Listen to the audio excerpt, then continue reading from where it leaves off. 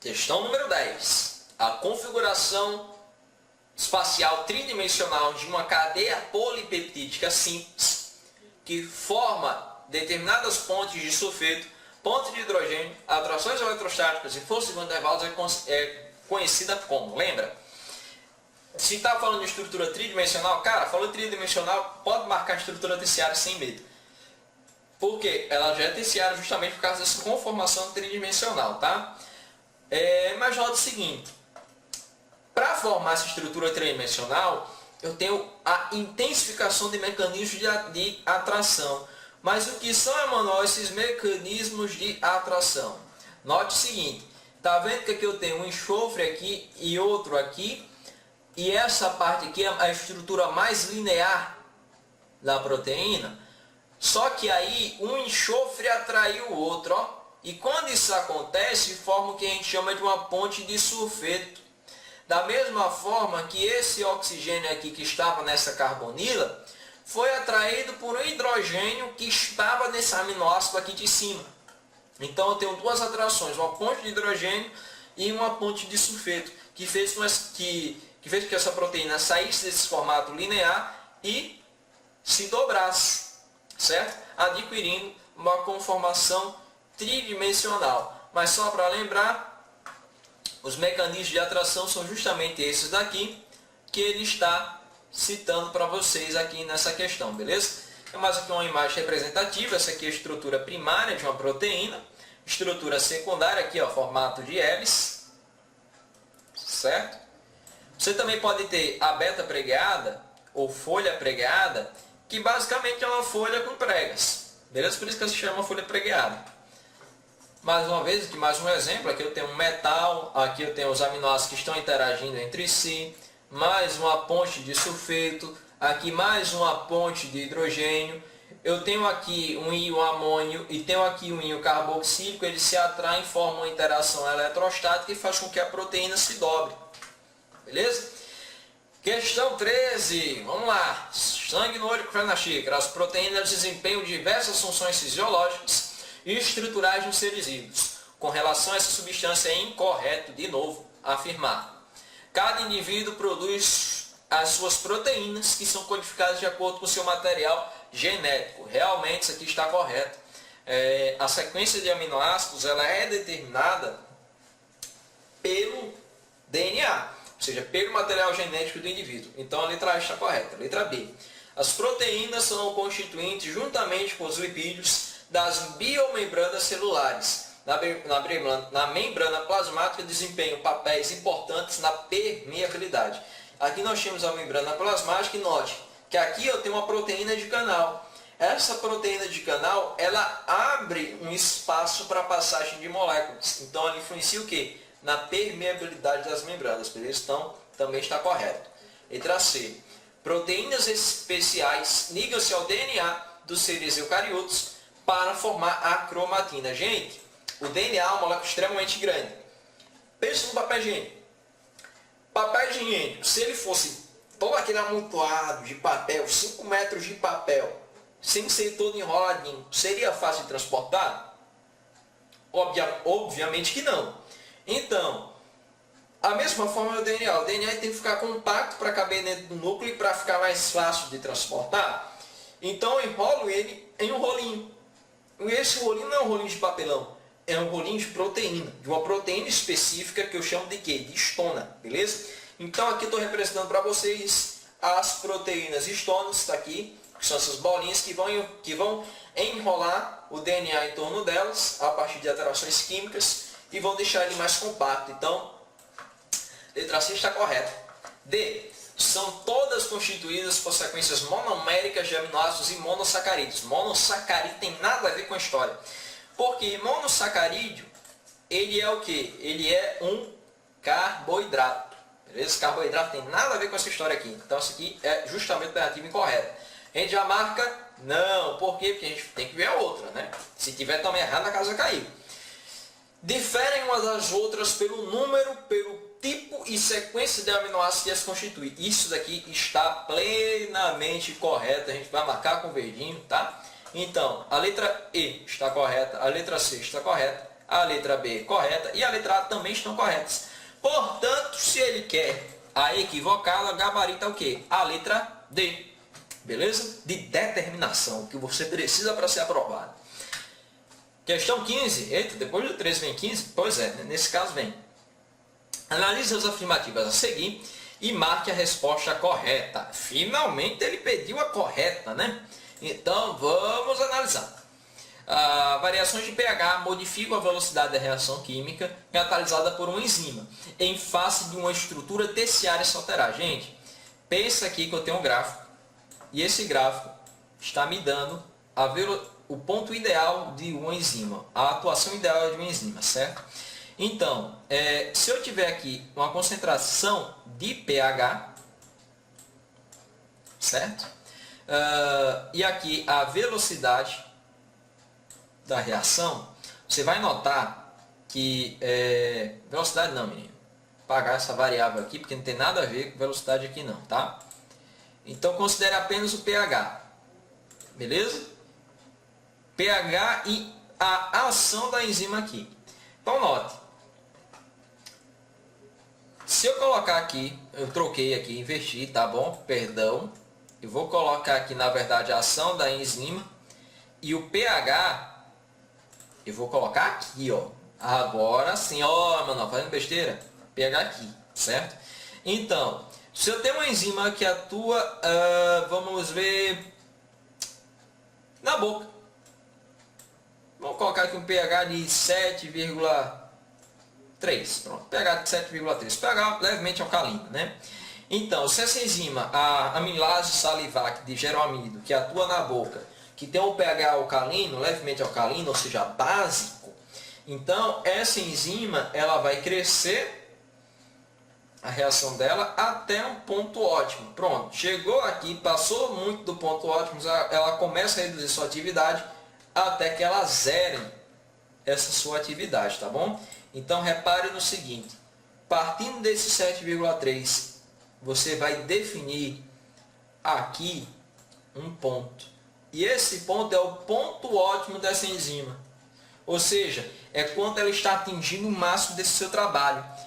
Passou daqui, ó, ela começa a diminuir sua função e aqui, pronto, aqui já é o ponto que essa enzima faz o quê? Que essa enzima desnatura, certo? Então, aqui ela já não executa mais sua função, beleza? Em qualquer um desses extremos. Aqui também, pH extremamente ácido, que é o zero aqui, ela também não vai desempenhar essa função. Por quê? Porque o ponto ótimo dela é justamente em 7,3. Então, o pH influencia sim nessa atividade enzimática, beleza? Então, essa alternativa aqui está correta. Letra afirmativa 2. Aumentos da concentração de substrato de uma enzima são acompanhados por aumentos proporcionais na velocidade da reação que ela catalisa. Não necessariamente, pessoal. Por quê? Quando eu estou falando de um gráfico que correlaciona a ação de uma enzima com a concentração de substrato, então vou colocar aqui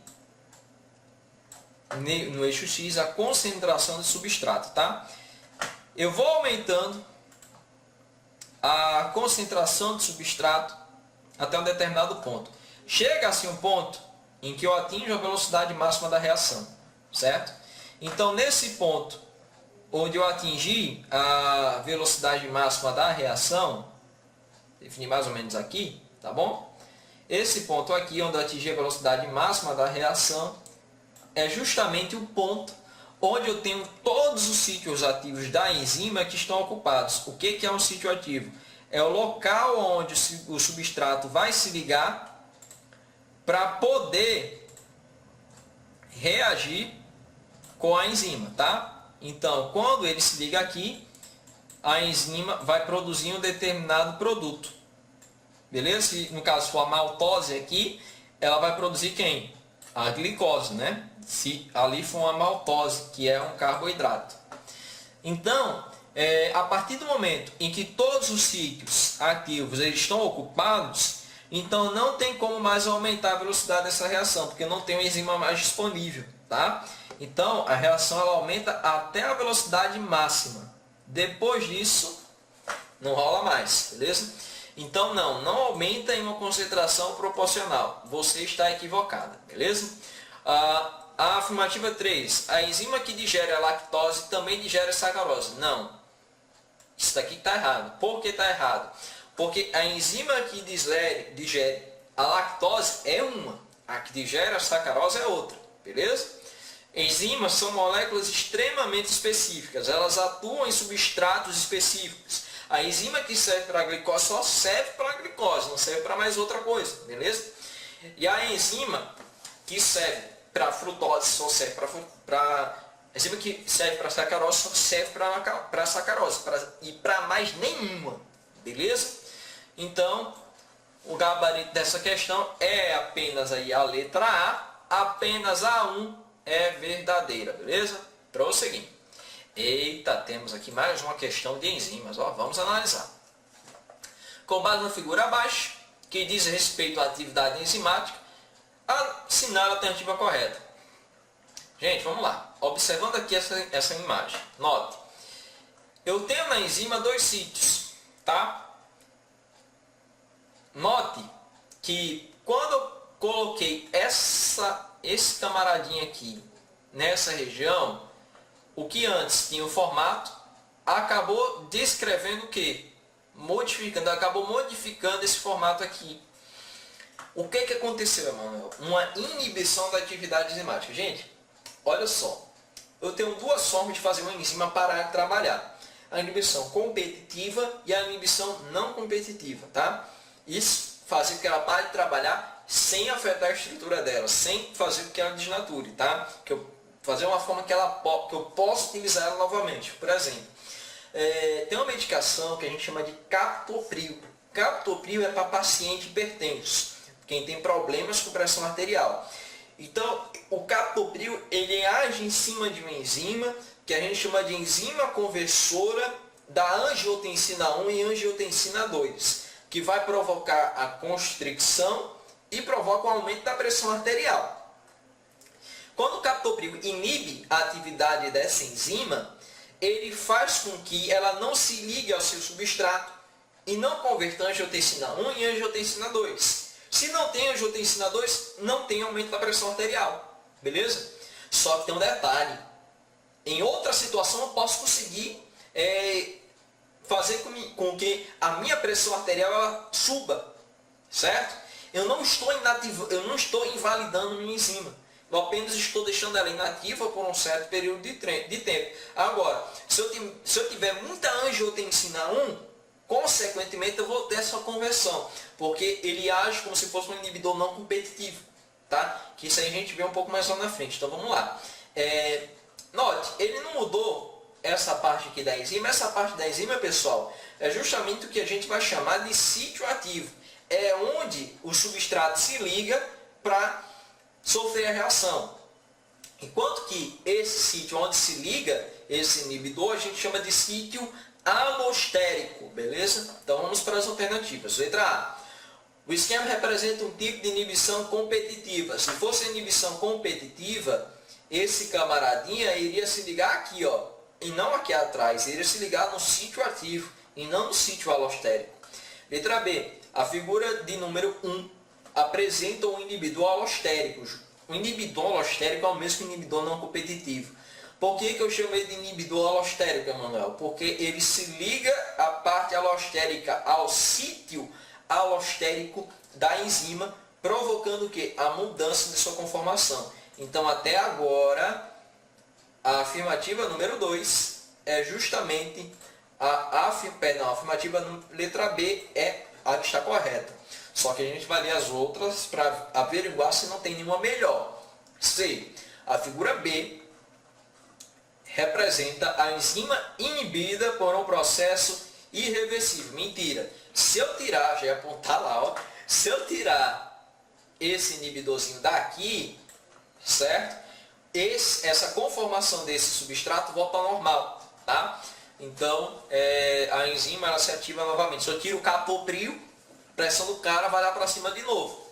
Então, pelo fato de ter esse irreversível aqui, é o problema dessa alternativa, tá? Tá equivocado, tanto essa como a letra A. Letra D. O esquema mostra apenas alteração no centro alostérico. Não tem nenhuma alteração no centro alostérico. E tem alteração no sítio ativo. Deixa de nóia. Letra E. A acima, 2 itens corretos. Não, só A1, no caso que é a letra B. O gabarito dessa questão é justamente quem? A letra B. Beleza? Continuando. Eita, essa questão, se não me falha a memória, é a questão número 20, beleza? Da lista. Vamos lá. Existem dois tipos principais de inibidores de atividade de um enzima. Os competitivos e os não competitivos. Os primeiros são aqueles que concorrem com o substrato pelo centro ativo da enzima. Considere um experimento em que se mediu a velocidade da reação de uma enzima em função da concentração de substrato em 3 condições. Na ausência de inibidor, presença de concentrações constantes de um inibidor competitivo, presença de concentração constante de um inibidor não competitivo e os resultados que estão representados no gráfico abaixo, que nesse caso aqui vai estar do lado, beleza? A curva 1 corresponde aos resultados obtidos na ausência de inibidores. Então, a atividade normal dessa enzima está representada onde? Na curva 1. Beleza? Vamos ver o que ele quer. As curvas que representam a resposta obtida na presença de inibidor competitivo. Vamos lá. Inibidor competitivo. Inibidor competitivo. E na presença de inibidor não competitivo, que eu vou colocar aqui esse camarada de roxo, inibidor não competitivo, estão indicados. Vamos lá. Vamos primeiro procurar quem é competitivo. Veja o seguinte. Novamente, para a gente se lembrar apenas, tá? Sítio ativo de uma enzima é onde se liga o substrato para ser metabolizado. Então, no caso, tem uma maltose aqui que vai liberar 2 glicoses, né? Maltose é um disacarídeo formado pela união de 2 glicoses e você vai encontrar esse açúcar, essa maltose, justamente aonde? Na cerveja. Beleza? Então, voltando aqui para a questão, tá? Inibidor competitivo. Gente, o que acontece? Cuidado, retificando um detalhe. Quando eu falei lá do captopril, ele é um inibidor competitivo, tá? Por quê? Porque quando eu tenho muita concentração de angiotensina 1, eu faço com que o inibidor competitivo, no caso do captopril, ele perca nessa batalha, porque eu tenho muita angiotensina, beleza? Então, cuidado com isso daí, eu errei nessa questão aí do captopril, perdão, me confundi. Captopril não é um inibidor não competitivo, é um inibidor competitivo, tá bom?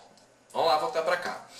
Então, quando eu tenho um inibidor competitivo, pessoal, ele vai competir com o substrato justamente pelo sítio-alvo. Ora, se o inibidor está ligado ao sítio ativo da enzima, então, consequentemente, não vai ter como o substrato se ligar. Agora, se eu aumentar a concentração de substrato, eu vou conseguir atingir a velocidade máxima sim, beleza? Porque uma hora esse inibidor competitivo vai perder a guerra, tá bom? Então, reparem, mesmo na presença de um inibidor competitivo, aumentando a concentração de substrato, eu posso sim conseguir fazer com que haja a reação na velocidade máxima. Agora isso vai demorar um pouco mais. Então a curva que me representa isso é justamente quem? A curva 2. Beleza? Então a gente já elimina a letra C e a letra D. E agora, quem está na presença de um não competitivo? Ih, rapaz, eu marquei justamente quem está, mas beleza. Quem está na presença de inibidor não competitivo? Gente, se é não competitivo, ele muda a conformação justamente desse sítio aqui, certo? Ele muda o sítio alvo, o sítio ativo da enzima. Se ele muda a conformação do sítio ativo da enzima, não tem como o substrato se ligar. Então, isso vai acontecer ao mesmo tempo em todas as enzimas? Não, tá? Então, possa ser que algumas enzimas não sejam inibidas pelo processo, tá bom? Então, eu tenho reação? Sim. Agora, essa reação ela nunca vai chegar à velocidade máxima, ela vai chegar até a metade, beleza? Então, a curva que representa essa metade é justamente a curva 3, que coincidentemente eu marquei com as cores respectivas, né? Então, o gabarito justamente dessa questão é a letra B, de novo. Beleza? Vamos lá. Continuando. Chama que vem, questão 22. O carboidrato é a principal fonte alimentar e de aporte de energia dos organismos, sendo armazenado na forma de para ser utilizado pelo e no para ser utilizado pelo Eilaya. Preste atenção. Ele só está falando aí de glicogênio e glicose, consequentemente não tem planta no meio. Carboidrato de reserva energética nas plantas é o amido. Carboidrato de reserva nos animais é o glicogênio, beleza? Então, a gente já com isso, a gente já consegue eliminar a letra C, a letra D e a letra E, só de saber que é glicogênio. O glicogênio ele pode ser armazenado ou no fígado, para ser utilizado pelo corpo, ou no músculo, para ser utilizado pelo próprio músculo. Então, o osso tem nada a ver com a história. Qual é o gabarito, Emanuel? A letra A. É armazenado na forma de glicogênio no fígado para ser utilizado pelo corpo e no músculo para ser utilizado pelo próprio músculo. Beleza? Questão fácil. Aquela questão 20 que a gente resolveu, ela foi da UERJ, certo? E foi considerada uma questão difícil, viu? Cuidado. Questão 24. Bebidas de diversas marcas, chamadas de energéticos, possuem substâncias estimulantes como a taurina e a cafeína. A cafeína também está presente em vários refrigerantes, como por exemplo o de cola. O quadro abaixo mostra alguns valores na concentração de algumas substâncias presentes em duas marcas de energético e em dois refrigerantes de cola. Os valores em gramas referentes às porções de 200 ml são todos hipotéticos, assim como as bebidas. Se colocarmos as bebidas em ordem, da que confere mais energia para a que confere menos energia, teremos. Gente, café tem nada a ver com energia. Falar nisso, até tomar mais um pouquinho. Café não tem nada a ver com energia, tá? Por quê, mano? Porque café é neurotransmissor, tá? Ele funciona de outra forma, se chama nervoso central. O que dá energia é carboidrato. Então, a partir disso, a gente já sabe que quem vai me ofertar mais energia é justamente quem tem mais o quê? Quem tem mais carboidrato. Então, o refrigerante de cola, nesse caso aqui, é quem tem mais carboidrato. Então, ele será o primeiro. A gente já consegue eliminar a letra B e a letra C. Só que é o dietético? Não, o dietético é o último nessa jogada. Então, poxa, a gente elimina todas as alternativas. Só saber refrigerante de cola, questão mais sem graça. Só saber refrigerante de cola, tu já sabe o resto, né? Refrigerante de cola, seguido do energético 2, energético 1 e o refrigerante de cola dietético não atribui em nada energia. Questão número 26, estamos acabando já. Acredita-se que 75% das mortes no mundo são causadas por doenças crônicas como diabetes, câncer e complicações cardíacas. Isso é uma verdade. A comida, sobretudo a industrializada, tem sido apontada como a principal causa dessas enfermidades. A molécula de colesterol, considerada prejudicial em grandes quantidades, e as moléculas constituintes dos lipídios, consideradas bons para a saúde, são respectivamente. Gente, quem é considerada prejudicial em grandes quantidades, no caso de molécula de colesterol, na verdade nem molécula de colesterol é uma lipoproteína de baixa densidade, né? Ou seja, o LDL. E o lipídio que é considerado bom é justamente os que são o quê? Os que são saturados. Beleza? Perdão, os que são insaturados. Consequentemente,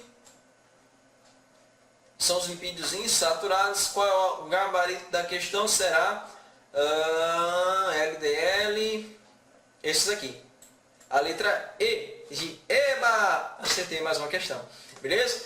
Linoleico e oleico. Gente, isso aqui são tudo líquidos, são na forma de óleos. E para ter formato de óleo, eu vou ter uma cadeia hidrocarbonada cheia de hidrocarbonetos com essa insaturaçãozinha aqui. Beleza? Mais uma questão? Simbora! Questão 27. Questão 29, a saideira? Não, porque ainda tem a 30. Vamos lá.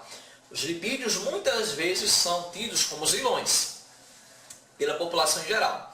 Mas na verdade, eles são extremamente importantes para o organismo. A alternativa que reúne algumas funções dos lipídios corretamente. Letra A. Composição da bainha de mielina, isolantes térmicos, manutenção da integridade da membrana plasmática e reserva energética. Gente, bainha de mielina é aquela estrutura que isola o axônio, a cauda do neurônio. Sim, eu tenho um lipídio lá. Então, a letra A está correta. B. Proteção de órgãos internos. Catalisador não. Lipídio não funciona como catalisador. Quem faz isso é proteína. C. Proteção de órgãos internos. Isolante térmico. Sim, isolante térmico porque, veja, os ursos polares, eles possuem uma grande camada de gordura, tanto para reserva energética, como também para isolar eles termicamente. Manutenção da fluidez da membrana plasmática. Sim, o colesterol atua nessa fluidez. Quanto mais colesterol tiver, mais rígido a membrana fica. E primeira molécula em prioridade de obtenção de energia. Não, quem é a primeira molécula em prioridade de obtenção de energia, quem faz isso não são os lipídios, tá? São os carboidratos. Então, esse erro aqui de catalisador e esse erro de primeira molécula em obtenção de energia. Letra D. Proteção dos órgãos internos, isolantes térmicos, absorção de nutrientes. Quem tem função de absorção não é uma molécula, é tecido, tá? No caso, o tecido epiteliário tem essa função de absorção. Letra E. Proteção dos órgãos internos, composição da bainha de mielina, manutenção da integridade da membrana plasmática e controle osmótico. Não atua como controle osmótico. Quem faz isso são os sais minerais. Beleza? Então, a alternativa correta da questão número 29 é justamente a letra A. Beleza? Eita, a saideira. Questão 30.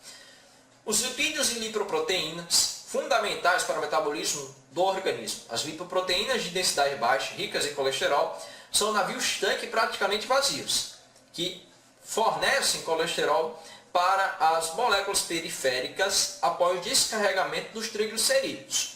As lipoproteínas de alta densidade são a equipe de limpeza, que recolhe colesterol extra para transportá-lo de volta ao fígado. Sobre as doenças que podem ser causadas por uma dieta mais equilibrada rica em gordura, é correto afirmar. Letra A. O colesterol em excesso contribui para doenças cardíacas, mas é importante para facilitar o transporte de moléculas, manutenção das membranas celulares e atuar como precursor da síntese de hormônios reguladores da taxa glicêmica. Gente, pelo amor de Deus, regulador da taxa glicêmica, quem faz isso são hormônios de origem proteica, insulina e glucagon. Tem nada a ver, a questão lá, a afirmativa está equivocada.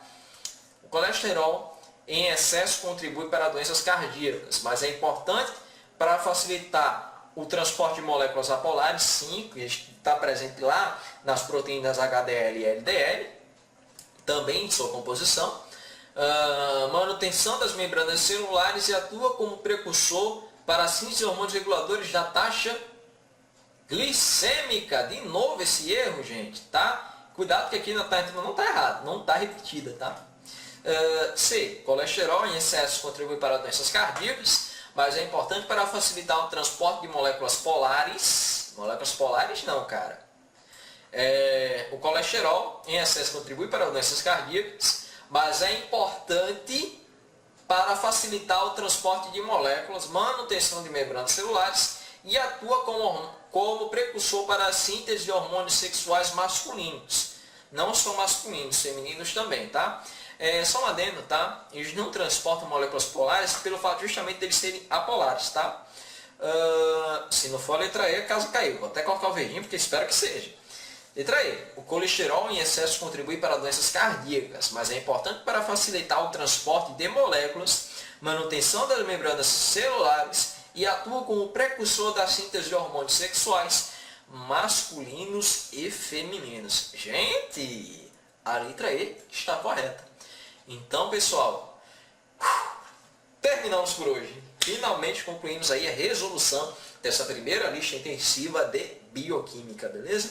Espero que você tenha compreendido o que eu falei nesse vídeo e espero que essa resolução tenha sido muito útil para tirar suas dúvidas, beleza? Muito obrigado pela sua audiência, pessoal. Um grande abraço e tchau, tchau.